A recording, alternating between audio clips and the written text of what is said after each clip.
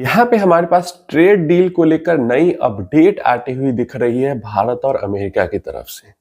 23 दिसंबर को ये अपडेट हमारी सरकार की तरफ से मिला 23 दिसंबर को। और यहाँ पे कह रहे हैं कि कॉमर्स सेक्रेटरी जो है हमारे राजेश अग्रवाल जी, इनका कहना है कि अमेरिका ट्रेड डील पर अब तक 6 राउंड की बातचीत पूरी हो चुकी है। उन्होंने भरोसा जताया कि समझौता सूनर देन लेटर यानी जल्द ही क्लोज हो सकता है। तो उनका कहना है कि जितना आपकी एक्सपेक्टेशन है उससे जल्दी जो है समझौता हो सकता है।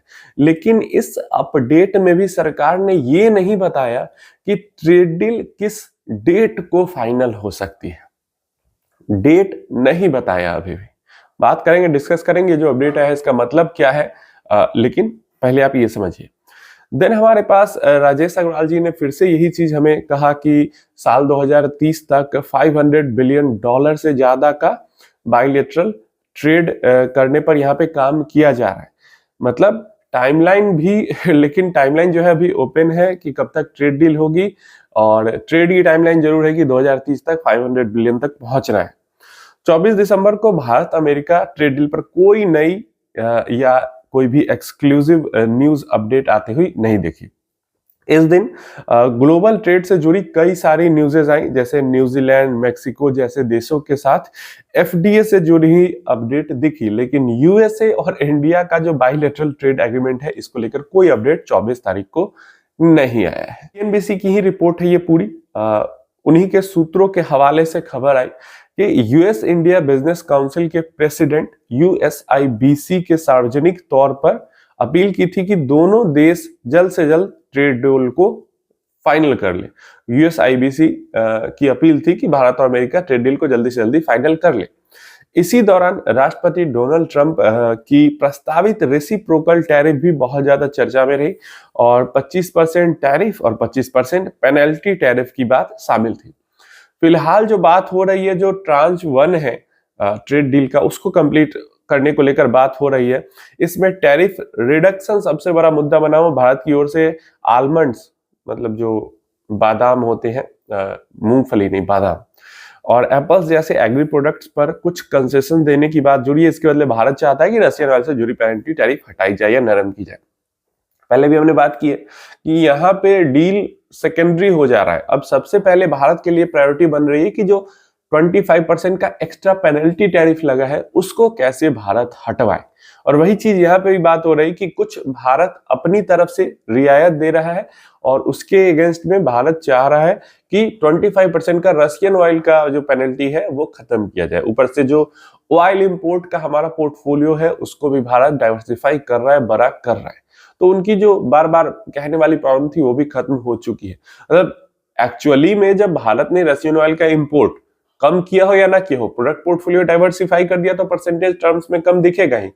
तो उनकी बात तो पेनल्टी टैरिफ तो कम से कम हट जाना चाहिए था अभी तक, लेकिन वो भी अभी तक नहीं हटा है। यहाँ पे आगे यहाँ पे क्या परेशानियां आ रही है, तो पहले अपडेट आई थी कि ये सब चीजें क्लियर हो चुकी है, लेकिन फिर से सीएनबीसी ने ये अपडेट दिया है कि अमेरिका चाहता है कि भारत जीएम क्रॉप्स जैसे सोया और corn, genetic modified crops, GM crops कहते हैं उसको, सोयाबीन, कॉर्न, इन सबको के लिए बाजार को खोले, जिस पर सावधानी बरत रहा है भारत। और डेयरी सेक्टर, आईटी सर्विसेज के भी बड़े मुद्दे यहाँ पे फंसे हुए हैं।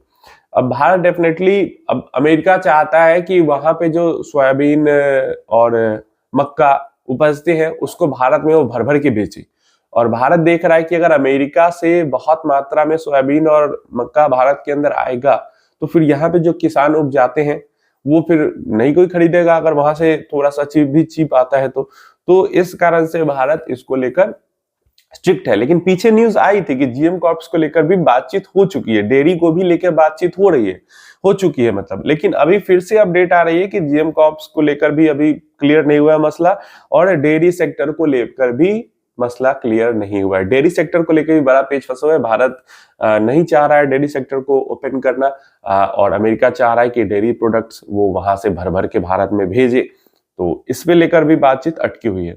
अब यहाँ पे सीएनबीसी के सूत्रों के मुताबिक जनवरी 2026 की ओर के अंदर अमेरिका की ओर से फिर से ट्रेड टीम के प्रमुख सर्जियो गौर के साथ हाई लेवल मीटिंग प्रस्तावित है जिसमें इन पेंडिंग मुद्दों पर आगे बढ़ने की कोशिश होगी। अब देखिए मेरा क्या मानना है इसके बारे में, ये भी हम समझ लेते हैं।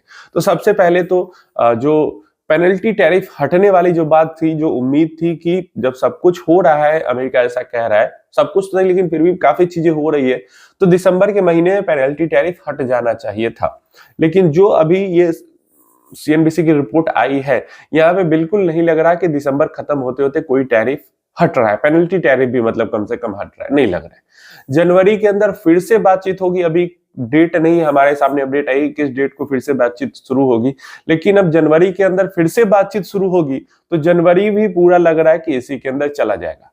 तो पीछे जो हमारे चीफ इकोनॉमिक एडवाइजर ने कहा था कि मार्च तक अगर कोई किसी तरीके की डील नहीं होती है तो बहुत चौंकाने वाली बात होगी, तो डेफिनेटली चौंकाने वाली बात लग रहा है होने ही वाली, क्योंकि मतलब नवंबर के अंदर ही इतना एग्रेसिव रिपोर्ट आ रहे थे कि पेनल्टी टैरिफ हट जाएगा। नवंबर तो छोड़ो, दिसंबर भी चला गया, अभी तक पेनल्टी टैरिफ नहीं हटा।